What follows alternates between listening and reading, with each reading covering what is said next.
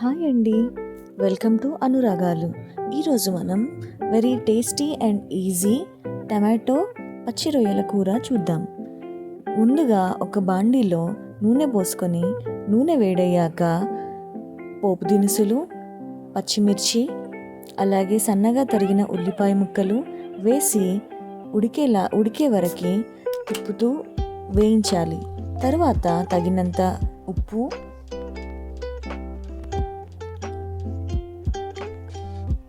ఒక స్పూన్ పసుపు వేసి ఉల్లిపాయలు మగ్గే వరకు తిప్పుతూ ఉడికించాలి.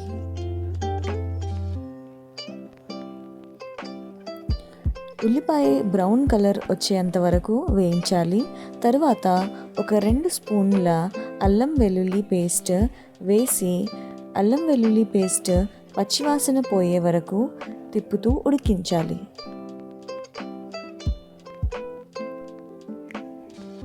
అల్లం వెల్లుల్లి పేస్టు ఉల్లిపాయలు మగ్గిన తర్వాత ఆల్రెడీ మనం క్లీన్ చేసుకున్న రొయ్యలు తీసుకోవాలి. ఆ రొయ్యలు ఆల్రెడీ క్లీన్ చేసుకొని పెట్టుకున్నాను నేను. సో క్లీన్ చేసిన రొయ్యలని ఆ పోపులో వేసి ఉడికించాలి.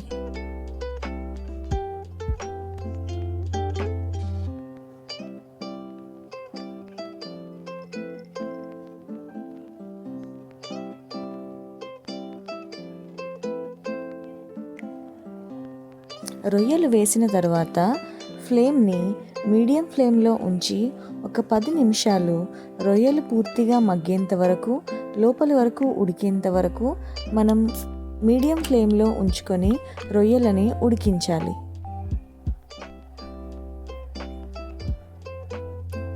ఒక 10 నిమిషాల తర్వాత ఒక 4 టమాటోలు సన్నగా తరిగి ఈ రొయ్యల మిశ్రమంలో కలుపుకోవాలి.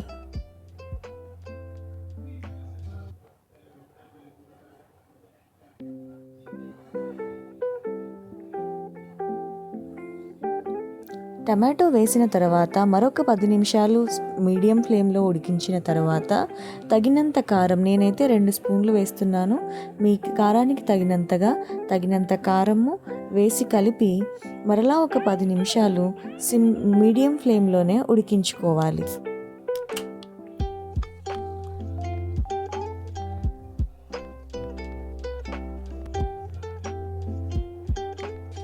పది నిమిషాల తర్వాత రొయ్యలు కూడా మామూలుగా ఉడికిపోయి ఉంటాయి. సో దానికి ఒక హాఫ్ గ్లాస్ వాటర్ మీరు యాడ్ చేసుకోండి, అప్పుడు గ్రేవీ చక్కగా వస్తుంది.